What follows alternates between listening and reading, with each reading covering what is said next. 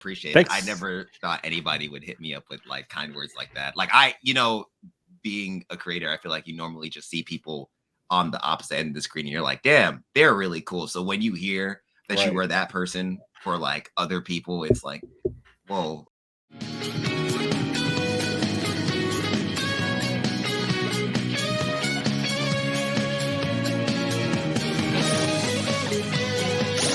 All right. Okay. It's a step forward. Hello. Welcome to another episode of the Then and Now podcast.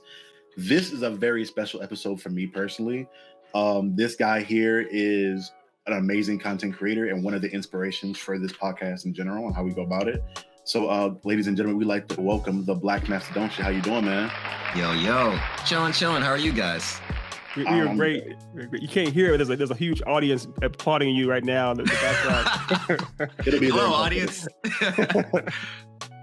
Man, again, I said it earlier, but it doesn't feel real. It feels really weird because I've seen so many of your videos. We've interviewed comic creators and things like that, but they're never really like in the content themselves. So seeing you here, I'm just like, this is weird. Like, I don't know how to react. But again, thank you for coming through, man. Thank you for having me, guys. Appreciate it. I'll try to keep him from geeking out too much on your fanboy. Too much. I'll try. Right. We'll see if I don't know how well that'll hold up, but we'll try. I'll try my best. Getting directly into some questions for you. I got my first one is, what made you start a YouTube channel in general? Like, what were some of your inspirations for it? It's funny because I would say what actually started my channel was somebody just telling me, hey, you should make a YouTube channel. And I was like, okay, that sounds like a good idea, I guess. I mean, I was like, it was like 2015. I was one of my coworkers was like, hey man, you have a voice that would be good for radio. You should try specifically Twitch. He wanted me to do Twitch. And I tried it. I didn't like it. I thought it was cool, but I wasn't here for the live entertainment. I thought it would be cooler if I was able to record my content, leave it on the platform so that if people can watch it later. And on top of that, I can like, when it comes to making it better, it's a lot easier for me to make a video better than to like, work on myself and make my live commentary better, So that was a big thing. But I feel like even before that, because what a lot of people don't know is that I actually tried YouTube twice before all of this. A long time ago, like back when I was like 14, I did sprite animations on YouTube, and that was inspired by like back in the day on YouTube, that was like really big, just people doing sprite animations like Dark Sonic versus Sonic, like just different things you'd see. I remember there was a specific series called Mario Ball Z, I think it was, and it had it was a sprite series made by somebody named Alvin Earthworm. I highly recommend it. I think it still holds up to this day. It used to be on Newgrounds. That's where it originally was. This is how old this is. But it was a huge sprite series of Sonic entering the Mario universe, and they gave Mario and Sonic like powers akin to like what you would see in DBZ or anime and stuff. So it was seeing that, and it was so good. So seeing that, I just wanted to get into sprite animation, and then I tried it, didn't really last for too long. I ended up doing dance afterwards for YouTube. I stopped doing that. You can actually still find some old dance videos. So you said dance. You said dance. Mm-hmm. You were actually a dancer. You would do dances. Wow. Okay. Yeah. All right. I saw someone dance in high school, and I was like, I saw someone b-boying specifically in high school, and I was like, I want to do that. So I started dancing. And then I danced on YouTube, and then that also was just kind of like, it was there, and then I thought about it, and I was like, I don't really want to do this. So I stopped for mad long, and then came back to do this Twitch, and I came back, started making the content that I'm sure you guys see now, and it ended up working out. So Right. Yeah. Well, what's cool about that though is too, I was just talking to Charlie about it, was how there's so many different genres you hit. I mean, you definitely hit on a lot of the blurred content, like as far as anime, manga, video games, movies, especially in the superhero genre. But you do all of them. You have you hit all the different genres so well, and it's kind of like a different, unique approach to all of them. Like for example, doing the what really happened, like with different movies, like John Wick or Iron Man 2 or whatnot. So you've found a way to actually to put so many of your interests into one smooth palette, which is really cool. So as opposed to like, I know dance may have worked out for you and the sprites may have worked out for you, but all these other things did, which is cool to see. Oh, damn. Thank you so much.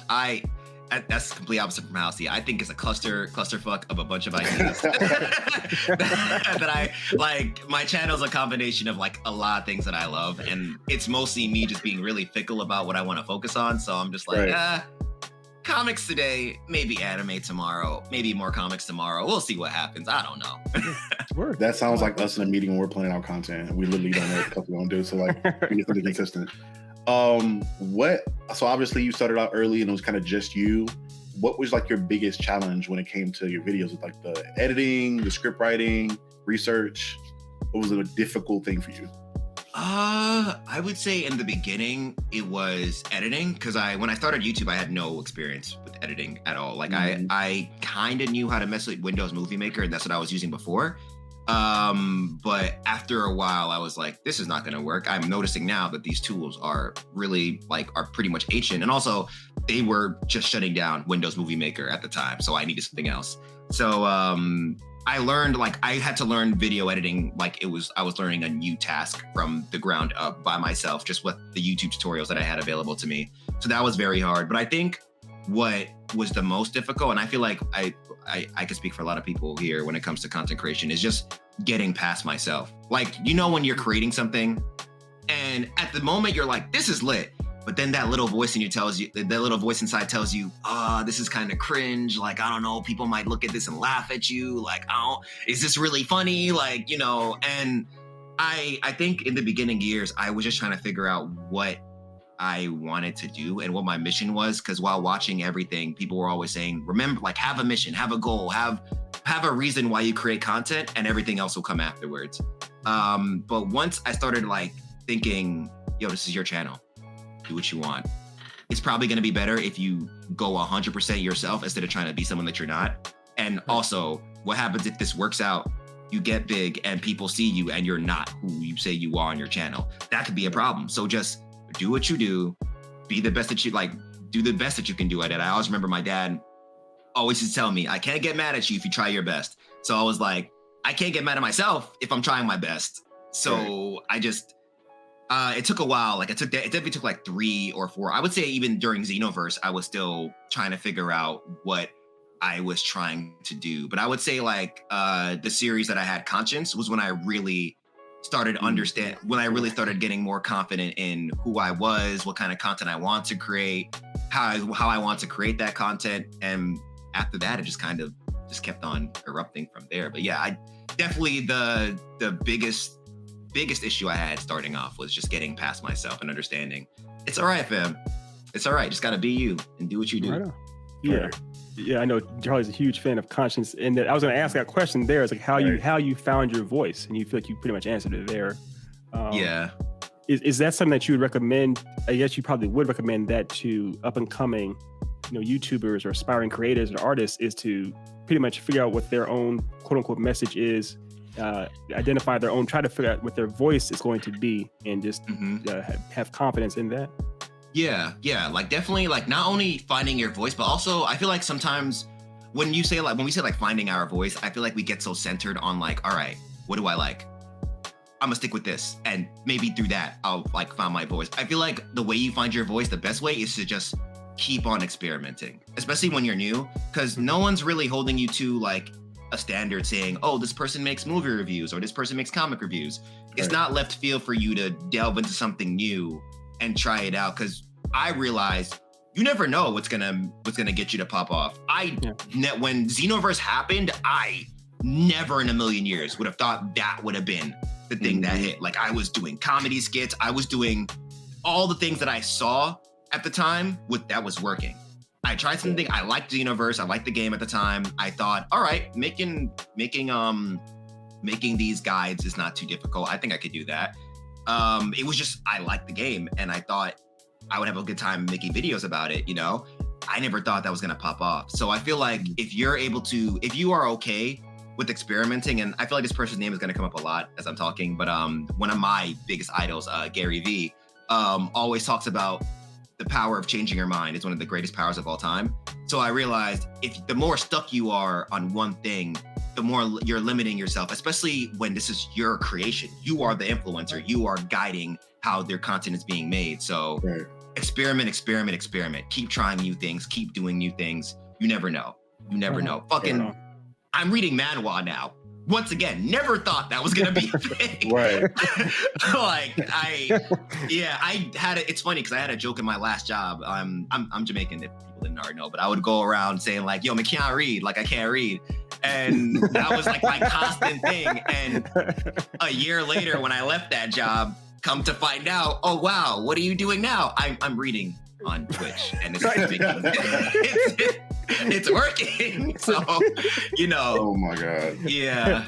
That's awesome. That is awesome. So for people that don't know, I guess maybe your deeper cut fans know, the origin of the name in particular of the origin came from you being in martial arts class and your I almost said your professor. I'm in college now, so I'm a professor of mine. Your sensei naming you after the Black Mastadonte. Mm-hmm. My question: do you still practice martial arts nowadays, or is it something you kind of just was in a childhood? Oh yeah. I love boxing. I'm a type of person where if we're having a conversation, I'm still listening to you, but I may just break out shadow boxing real quick. Like I don't really know how to explain. Like it's people hear me saying, they're like, Cap, nah, you don't, nah, bro. Like you could ask anybody that has ever spoken to me at least one time, like just like a little, like some little throwing, like I don't know. I feel like you do it so often that you just get so used to it. But right. I would say boxing is definitely something that I practice avidly. To this day, I practice at least 3 times a week with boxing.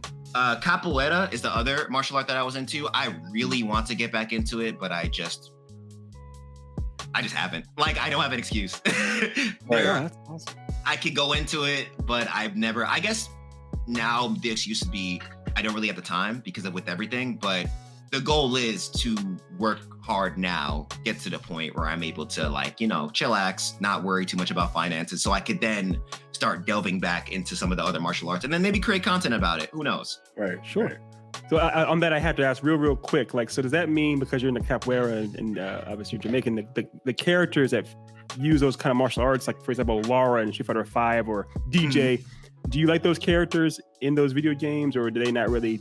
Are they not portrayed well enough for you to get into them? I will say, when I see somebody practice, when I see a fighting game character who uses my martial art, I immediately run to them. However, because I play a lot of fighting games. Main reason for DJ is that DJ is a charge character. I can't use charge characters. It's too hard. Yeah. So he's not really good. Yeah. Yeah. That's like, don't get me wrong. I saw DJ in Street Fighter 4 Arcade Edition. I was like, say less.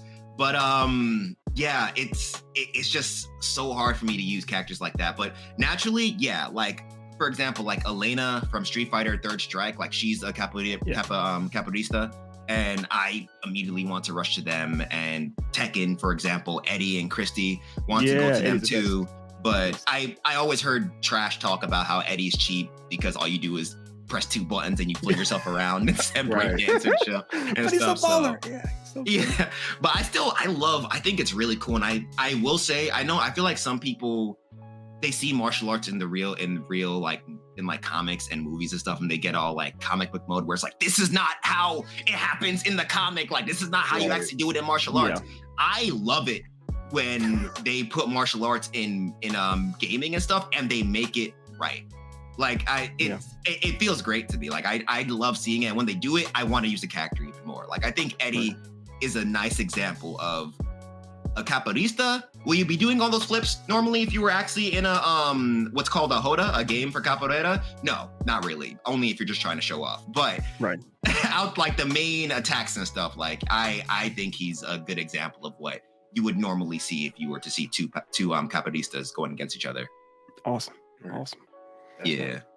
We've kind of spoken on him. We brought him up the man of the hour a couple times now, but conscience. I gotta know how did that come about? Because I was talking to Ethan earlier. I'm like, do you know how fucking hard it is? Me writing scripts for myself for videos we've done is already hard enough. But to like make an alternative personality, develop him as a person, and then talk with him back and forth. How did that come about? Ah, man, it's always so weird because I feel, I don't know. I guess I see it as when people tell me about conscience, and people are really confused with this too. That is me, both of them. Yeah, I'm always like, what do you mean? Like, I don't know, because growing up, I always talk to myself. Just like, you're about to make a decision. You're like, wait, should I do this? Should I not do this? And I always noticed there was always a voice in my head, and we all have it. Well, there's always a voice in my head that was like telling me to make the decision I felt like I should have made, and was always just like, yo, what are you doing? Why are you asking so many questions? Do it. Like, what's wrong with you? So, and I know myself, and I know that like, I always try to put kindness first. I don't want to be mean. I try to filter myself just in case, so I don't say anything that might come off like unintentionally mean or whatever. And thinking about all that, I was like, what if there was a version of me that didn't care about any of that and just said the first thing that came to my mind? Like, what if there was a version that all those filters were gone and it was just raw, straight up raw? Originally, I wanted to have a series where I was unscripted and just went off on things, like just ranted, but that didn't feel like me. I don't know. I didn't like just shitting on comics, anime, whatever. I didn't want to make a video just talking trash about a comic, because I felt like I don't want to tell people, I don't want to make a video saying, hey, don't watch this. I want to have videos where people are watching it, or I want to try to get more people to watch it. So I said, after some time, I did the skit with like, what if like that little voice in your head was real life? Like, what if the voice in your head was a different person? And there were so many ideas that were going to spark from it. Like, I was like, oh, this could be a sitcom. That was the original idea from with the first episodes, where it's going to be a sitcom, like a short episode where there's always a lesson at the end. Because I think if you're going to have a comedy that's genuinely funny, like not trying to hold back with the comedy, but also tries to give you real life lessons that I was personally going through at the time. Like, everything I feel like I talked about in Conscious were stuff that I went through in life. I thought I just grew attached to it. And then after the first episode, people loved it so much that I was like, all right, conscience is a thing. I guess people like seeing me argue with myself. And I noticed people were vibing with it because they're like, yo, this happens to me too. Like, I do the same thing. And people vibe with the problems that I was talking about, because there were things that you wouldn't normally see spoken about on YouTube. Like, for example, I'll use like just one episode, like talking with women and like online dating and stuff like that. Yeah. I noticed that a lot of people were like giving tours like, oh, this is how you get the most women on Tinder, and this is how you talk to these people, and blah, blah, blah. No one really spoke to me. No one really, I feel like, gave real advice of what happens after you get the number and you go on the date and you talk to the person and you do this, that. Like, no one talks about what can go wrong and how you just being awkward can affect that. Like, it's always throwing a facade, trying to be cool, all this shit. So I was thinking, what if I just be my naturally awkward self and have Conscious being the guy that's like, yo, I'm gonna be the big brother and kind of guide you, but I'm gonna be a dickhead while doing it, to keep the comedy going. It felt cool, and it almost felt like it's weird. I built a big brother, but the big brother was myself. Yeah. So it's like I was following the whole idea of be the person that you needed back when you were a kid. It's like that. I'm being that person, and I'm telling myself now, stop holding back and just do this, So it's almost like it helps me, but it still works for the content and stuff. And ever since it worked in the video, and people kept on asking for Conscience over and over and over again, I was like, why keep him with the lessons? Why not bringing him into the gaming videos, the comic book videos, the anime videos, so that when I have a raw opinion about something where, like, I feel like we can love him. I love Static Shock, but I do have my gripes with the old cartoon, like not real issues. So I feel like we can love something and still critique it in a way where you're still saying like it's good, but here are the problems. So I use Conscious as the way to be the voice of, yeah, it may be good, but here are all the issues. And I'm not afraid to talk about it. Like, here are all the issues. And I'd be the guy that's like, yeah, that's all bad, but overall it's great, Right. Yeah. No, it's cool. It almost feels like a dynamic of like a Batman and a Robin, where Batman can be the douche asshole and Robin can be the light, the kind of the bright spot of life and joy. Now, my co-host, I saw him twitching and flinching all over their place when he said Static Shock and the negatives. So I'd love to have the conversation. I love having conversations and differing opinions. This again, So obviously you love Static Shock. Real quick, would you be willing to play Virgil Hawkins in the Static Shock live action movie? It would be a dream, bro. I'm not that confident in my acting chops to like be in a full length movie like that. Like, let alone play somebody as important as Virgil Hawkins. Like, I think we can all agree that Virgil Hawkins is one of the most important fictional Black figures ever. Right. Yeah. But like, yeah, no, I would love to. Like, I think that would be amazing. Like, I don't know how young they want the person to look. I don't know how far back I can go.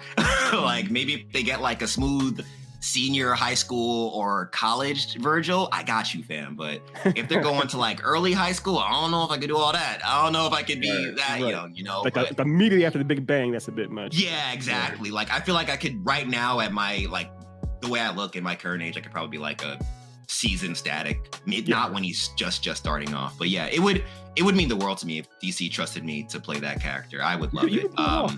You know what's funny? Thank you. Yeah. What's funny is, I don't think you know Ethan, but he's already played Static before. You have. Yeah. He's already in. Yeah, I was in a quick side project. Shout out to what's it called? Freedom. But a friend of mine, another director, he named Reese, he made a series called Freedom. It was about a Black hero who got his powers through police brutality, very similar to Static Shock. So me and him met through a YouTube event, and we vibed immediately. Like, the vibes were immediate. Me and him met with another person, Mr. James BMX. Shout out to him as well. But we worked on a collab first, and then me and him stuck, and he was like, "All right, you like Static, and you look like Static. You want to be Static?" And I was like, "Say less. Don't pay me. You say I can be Static, I will devote the time to it." So we worked on like the first year. We worked on like the first season of it. I really loved it, and then First season. How long is this? It's like 4 episodes, like 20 to 30 minute long episodes. And then I'm I enjoyed them. I thought they were dope for independent. I was thinking like a 5-minute sketch. You're thinking like a. No. Okay. Like, this is like a full on, and like, it's episodic. There's plot, there's character development. Like, there's sets. There's like, and it was. I thought it was so cool because it was my first time being in a space like that where it was just a bunch of creators trying to make this dream come true. We all have the same energy for this project, I feel, and we all just want to see it get done. And literally, I wouldn't even say the sets were that crazy. Like, we all had our lavalier mics, and it was just my boy Reese with the camera. That's it. Like he had the Ronin as well to like help with the angles and stuff. But like outside of that, it was very, very, very basic stuff. And that also, I would say that he inspired me to start like thinking more outside the box of what kind of content I can create. In terms of like, I was like, what's stopping me from ever directing a skit or a movie or episode or like a series, you know? Right. So yeah, that was probably, in terms of being a creator, that was like, if I were to have a tier list of all my experiences as a creator, that's like definitely up there in like S tier. Oh sure. Man. That's incredible. Yeah. I didn't even know you already have done it. That's fantastic. Yeah.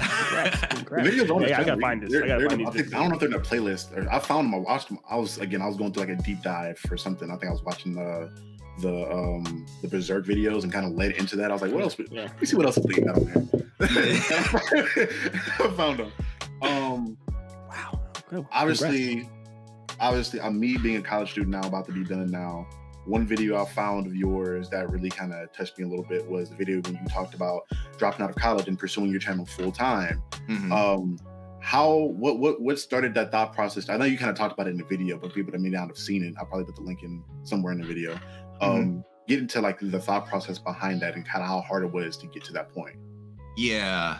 I feel like, it's funny. I feel like my mind was always there, but I was always scared to do it because starting off, like, I originally wanted to go into graphic design, and my parents, like, not even my parents, my dad was more like, nah, you're not doing that.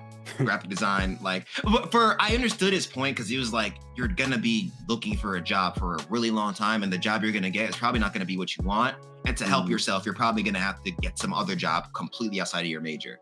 And I as a kid, I didn't really get that, so I was just kind of more butthurt that he was telling me, I'm not gonna help you pursue your dreams. Right. So I just chose computer science because I was like, happy medium. I could be creative, code video games if I want to, and it's technology, it's STEM, so I can make money, But the energy for it, the passion for it was never fully there. So I feel like even from my freshman year, I was always looking for something to fall back on that I actually liked. but I didn't really know what it was. Like I tried starting a clothing line, that didn't work out. I started a dance crew in my school, that didn't work out. It was still fun. Like they were great dancers, but it just didn't work out.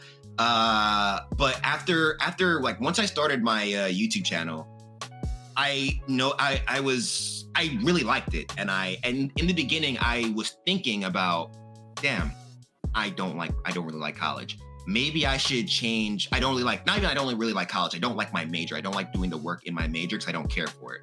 Maybe I should switch majors.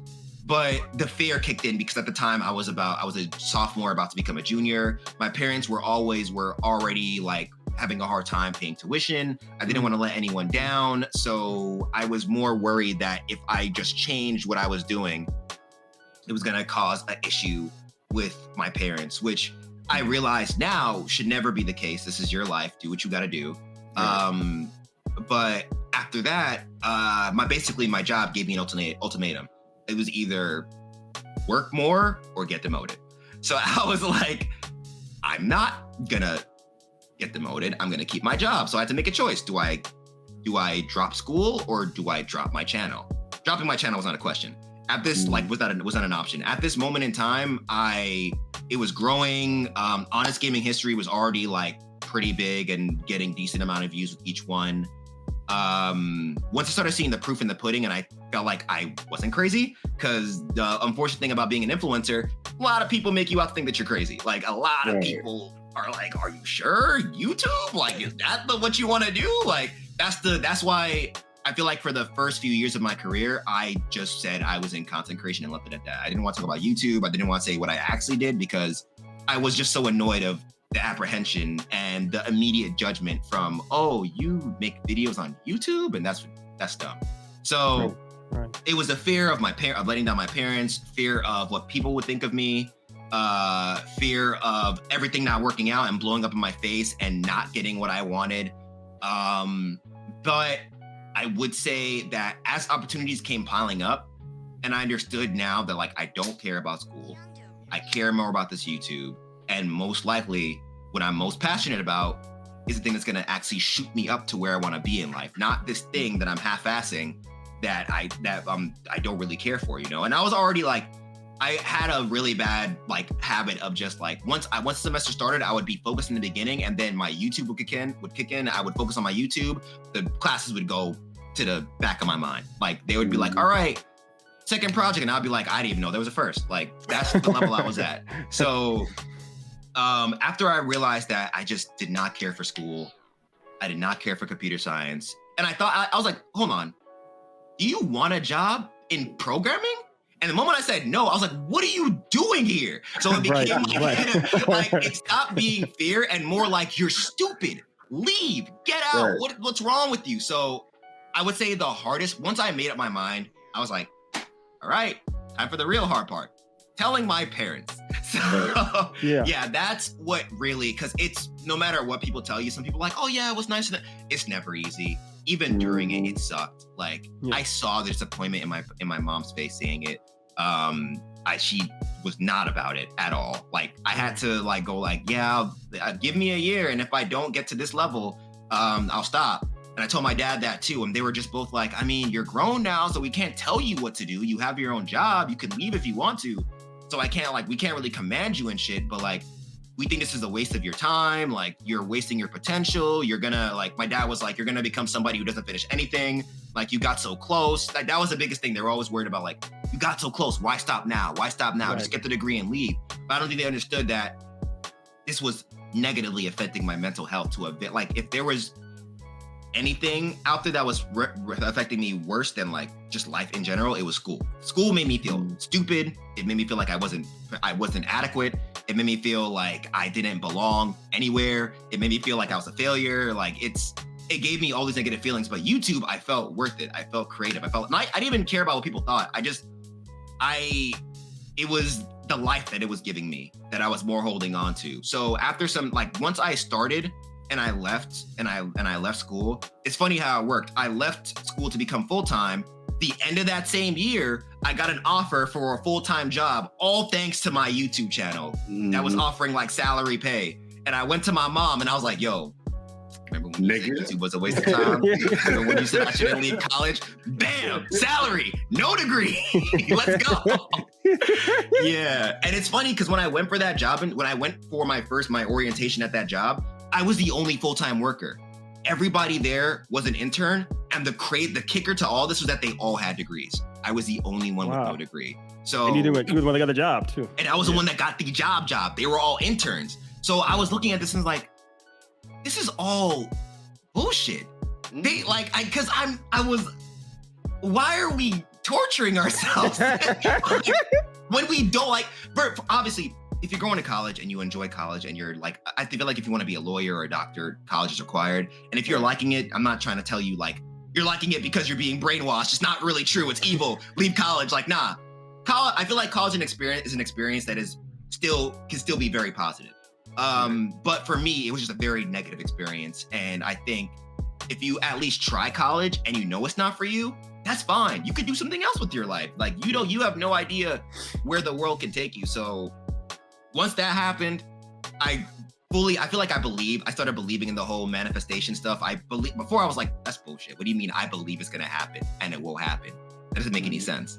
But when that happened, I was like, shit, nah, I manifested it. I don't have to do computer science anymore. And that was the day I just shoot away computer science. My mom was like, are you ever gonna go back? And I was like, nah. I was like, maybe to get a degree in something completely different, maybe creative writing, because I care way more about writing now. But I'm so grateful for all the opportunities this has given me. And I feel like if I did stick with college, which is why I now hope, before I used to look at it weirdly, but if I did not leave the situation, I feel like I would have been in a way worse spot than I am now, and a lot worse mentally than I am now. Now it's stressful doing this all by myself. I have an editor, but being in charge of all this. But at the end of the day, to wake up and know that I am truly the commander of my destiny, it feels completely different. Right. Right on. And I guess I'll kind of going the opposite end of that.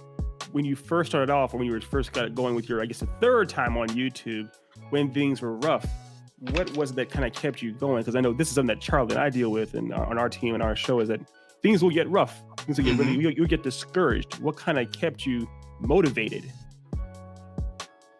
I would say the hopes that it would all happen one day. Because I always heard things that people always, I always heard these quotes saying people always stop right when they're about to reach gold. Yep. Don't be that person, or people always stop because, the numbers aren't there, which happens to all of us. My numbers were trash for the first 2 years of my career. After I restarted my YouTube, when my channel that I'm working on now, first 2 years of its existence, garbage. But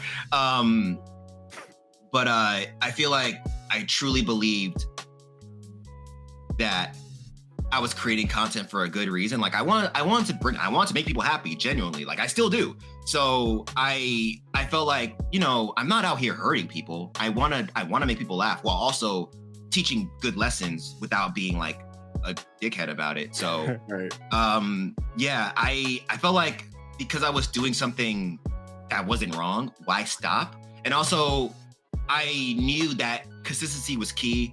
Staying nothing, we never know what can happen if we stay consistent with something. And I focus on just making my content better. I feel like sometimes we compare ourselves, and I still compare myself with so many content creators, and it's not a good habit. I feel like it's really hard to grow out of though, but yeah. Example A. Exhibit A. But I realized your only competition is yourself. You just need to focus on making better content. And as I focused on just working on myself as a content creator and try to write better things, it slowly just started working out because people saw the energy and saw the time and effort I was trying to put in. Even if it wasn't amazing, they were I got comments that were people man, this is not perfectly edited, but I could see the amount of time you put into this. Especially for the Honest Gaming History and the Conscious episodes. Those two, I feel like though they may have not been edited perfectly, I feel like the energy was still there when it comes to just watching it and seeing it. The vibe was still very much this person's trying to entertain us, not just trying to create garbage and make money off of it, you know? It's Right. a sincere, genuine effort, not just a Exactly. shameless ploy for money Yeah. or attention. Yeah. Yeah, it's almost like I feel like the people who focus on the numbers are like solely focused on the numbers, are the guys who end up getting left behind. But the people who see the numbers as a way to learn and get better in the future, and they're more focused on, all right, I dropped this video, that video's done, it's out of my life. Now, my only problem is, how do I make this better so that I can make a better video tomorrow? You know, when you're able to detach yourself from videos you've already created and focus more on what's coming, like what you're working on now and what you're trying to produce next, and making it the best you've ever created, it becomes so much easier. And it's funny because I got that from King Bader, actually. I never met him, but he said something like, focus on improving your content slowly but surely, always improve, constant improvement, Kaizen. And that stuck with me hard. And I just focused on trying to be a better content creator every day. Maybe not, I don't have to go up like 100%, just like a 1%, a little bit of progress is still progress. Absolutely. So my last, we won't hold you too long. We're starting to get, Yeah, I'm sorry. but because I got a million other questions, but again, we'll get to them at some point. So little mini story time, I guess, kind of leads into the final question. Stay with me, you know. So we were doing videos for a while, and we didn't try to narrow down like the ideas what we would do. For whether it was reviews, I kind of wanted to try my hand in video essays, things like that. But we were doing the reviews, and Ethan brought up this one show that dropped on Netflix called Arcane. And I'm like, yeah, we can do it. I mean, I wasn't super interested in it, but I'm like, it is. I watched it, I loved it, and we did the review on it. And I dropped the video thinking it's not like an MCU movie or anything I create, so it won't go crazy. Ended up being our biggest video on our channel with like 5K within like 2 weeks. We were like, shit. So it gave us the motivation. I say all that to say, is there a video like that when you were doing it where, not really a throwaway video, but like you were doing it, that you didn't expect it to blow up to the level at which it blew up? Oh my God. There are so many videos, like the Kratos, the guy, Honest Gaming History Kratos video. Don't get me wrong, I worked hard on that, but like there were so many mistakes. I misspelled Ares in one part because I used the cutscenes from a Spanish dub of God of War 3. I was mispronouncing names like it was so bad, but people loved it, and that blew up Honest Gaming History. And I would say the second one, I made a review for Solo Leveling, the manhwa, and another one where I was just like, I'll just talk about it. People want to know. The only reason why I did it was because the company who was in charge of like representing Solo Leveling. Oh wow. Was they were trying to shut down channels that were talking about Solo Leveling. I was like, I'm not trying to get shut down for some shit I just started on my channel. Like not taking away 5 years of work for one manhwa I just started reading. I don't even know if I like. So I did like a quick review on it. And people, that blew up like crazy. Like I remember I made a video, another one of my friends named Masked Man / Manga Ashura, another really great YouTuber. They made a video as well, and they were at the time doing better than I was. So I was like thinking, all right, their video's probably gonna blow up. My video's probably gonna stay around like 10K views, maybe. It'll be chill. I like come back one day, like next week, and it's like nearing 100K. And this is a video where I was like, I'm not scripted. I just put my camera up and I was like, Solo Leveling. And I just talked about Solo Leveling for like 12 minutes tops. Like, and it did amazingly well. And and once again, it's another video where, because it was off script, it was non-scripted, there were a lot of mistakes. Like I remember I talked about the power system incorrectly. Like a lot of people were talking about how there were issues with it. But at the end of the day, so many people latched onto it. And I feel like, I don't know, I feel like it's a combination of, one, I think people like it when influencers are more raw. They don't like, I think scripts are very helpful. Real. Don't get me wrong. I think scripts are needed to organize your ideas. Speaking for myself here, my ideas are all over the place. But I feel like what really helped with that video was it being raw, and also just that Solo Leveling was popular. But none of that was even a thing to me because I was so used to the Honest Gaming Histories working and like the scripted reviews working. This is one of the first times where I saw a non-scripted video like this blow up so much. And then that led to the manhwas getting more attention, and that led to my channel becoming a cluster, adding another thing to my cluster of things in my channel where I was like, all right, cool, I'm gonna have gaming, anime, and I guess we're also doing webtoons and manhwa now. I'm fine with that. So yeah, because definitely. That's a trend you have with your movies. You'll say like, what happened to like whatever Iron Man or whatever, and you'll say tradition, no script, it's going off the top. So it's kind of kind of served part of those videos as well did a lot better than I thought they were going to do, because that was also like, that was more of a passion project. I feel like I have videos on my channel that like, I still like all my videos, but I have the videos that I work on for the people, and then the videos that I work on for me. That was a video that was a series I definitely say was more of a me thing, because I have the greatest time filming those videos, because me and my boy, our chemistry is fire. So Shamrock. Yeah, Shamrock, I call him every. But yeah, our chemistry is great, and that like when I think it was specifically what really happened for Dragon Ball Super Broly that's doing the best. That one people were like, this is the funniest video I've ever seen, and I'm like, we were just talking like, this is just how me and my boy converse. Like, this is just a regular day in like us being together. Like, this is a regular day in our lives. But one thing I will say, like, I noticed with that and like the Soul Leveling review and the manhwa is that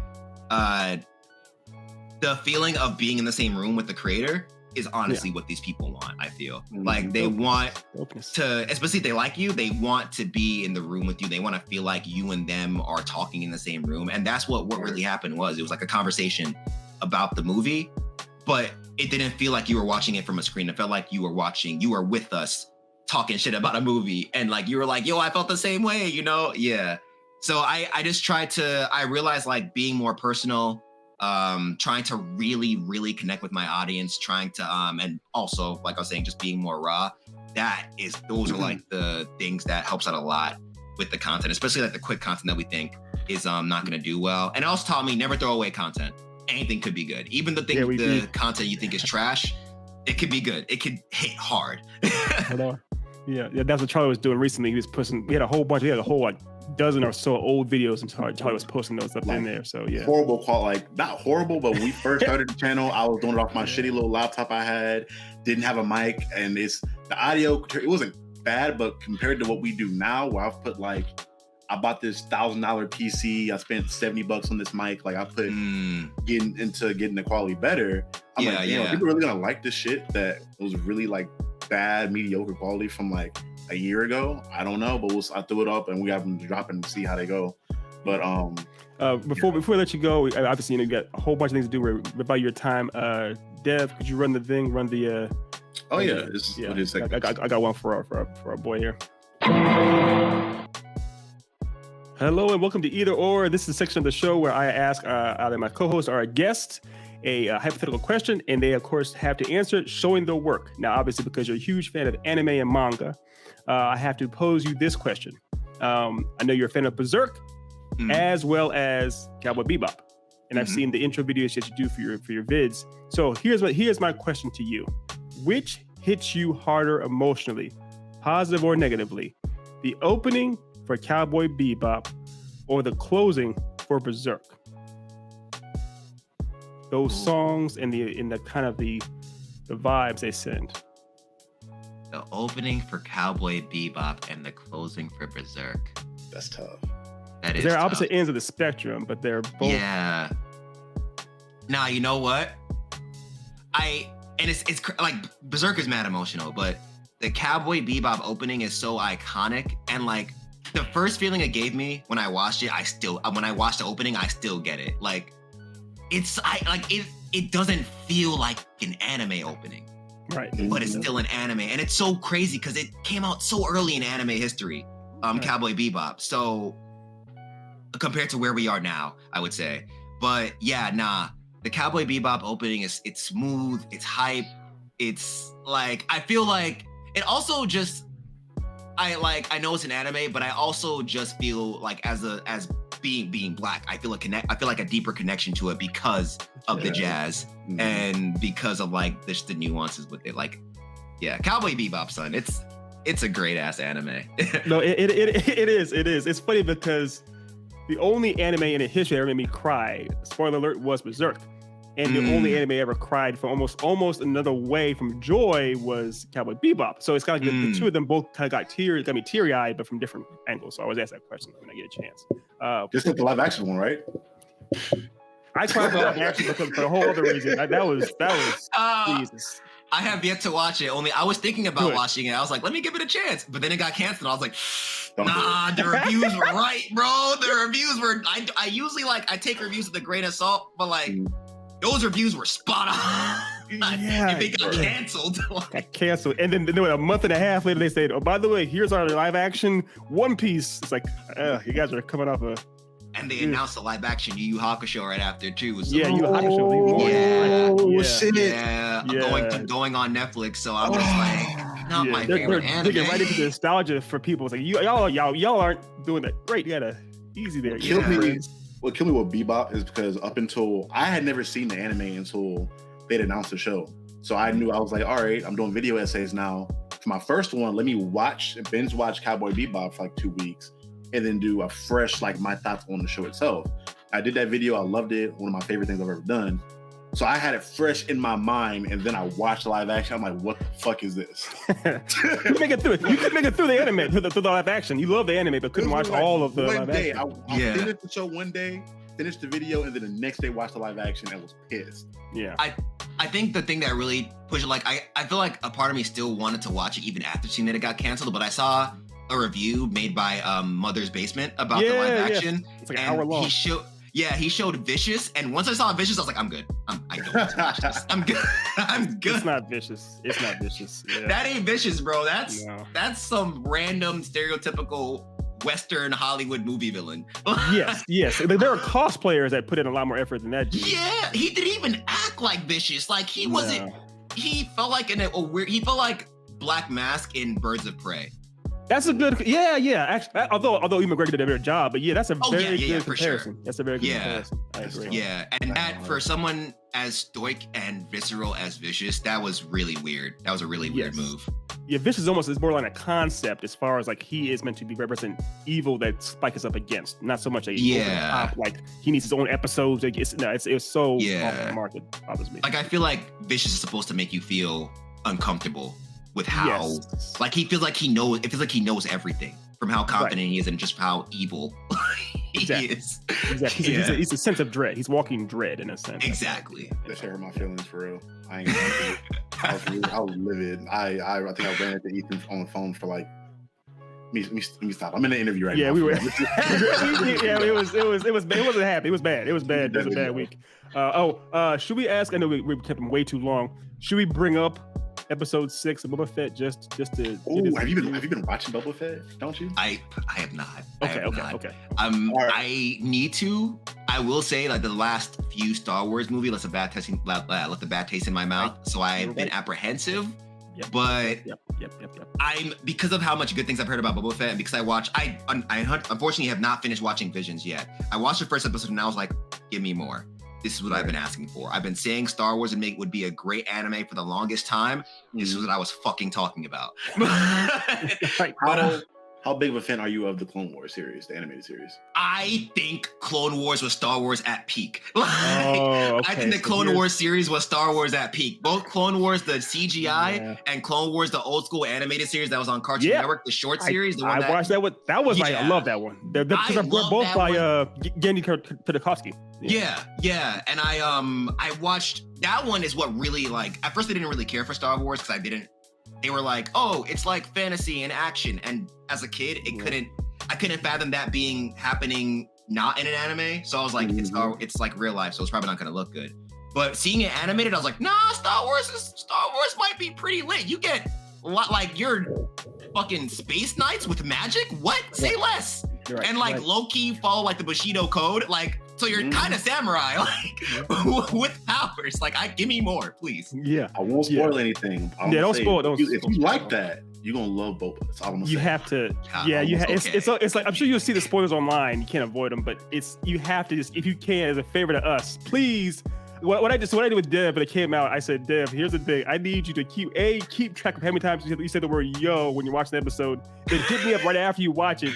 And he did both. He said yo 7 times, and he hit me up and talked for an hour on the episode. So if you're a fan of Clone Wars, Right. there's some stuff in that happens just for you, specifically for you. Okay. I'm the residential Star Wars nerd on the Then and Now podcast, so I was like, he already knew what was gonna get me. He knew what was up. Yeah, it was crazy. But don't you? Thank you so much for coming on, man. Thank you. Again, this is an episode we all just kissed your ass and gave you your flowers Yeah. for all We apologize for that. We apologize for No, nothing. it's I had a great time talking with you guys, bro. Right. And again, yeah, dude, you again were the inspiration for why I started this and kind of how I got into it. I kind of saw a lot of myself in you, and like you said earlier, as far as you connecting with your fans, mission accomplished. You did that, man. Thank you for doing what you did, because that got us to where we're doing what we're doing now, man. You were the forefather, if I will. Respect. Yeah, man. Again, thank you for coming on. Is there anything you want to plug before you take off? Please. Any other videos, any other projects? I do have a quick plug, and it's funny because you mentioned Arcane. First of all, I want to thank you guys again for bringing me on and inviting me here. Keep creating greatness. Also, because you mentioned Arcane, I recently made a video covering the lore and history of League of Legends. So if you are curious to learn about League of Legends, your boys got you. That's about it. And the thumbnail has Vi sitting up there, so of course I had to watch it. I love. Oh Vi yeah. as that character, so. Yeah. I play League as well, and Vi is my main. So seeing Arcane really Arcane actually got me to cry. Arcane made me cry. Yeah. It was great. That's one of the few times that an adaptation is actually exceeds the original source material. So. Oh yeah. Really good job on their part. We gushed on the review for that. But again, thank you for coming. Thank you guys for tuning in. This has been another episode of the Then and Now podcast. We got more content coming for you guys pretty soon. The comic will be done at some point. I think. Well, me and my best friend are making it. Well, it's his story, but I'm not going to make the comic. We'll get that done at some point and get that out. That's fire. I'm down for that. If you guys are interested, go check out my boy Ethan Murphy at Echelon Comics. He has a lot of stuff that he's put out over there. So thank you guys for tuning in. This has been another episode of the Then and Now podcast. We'll see you guys next time.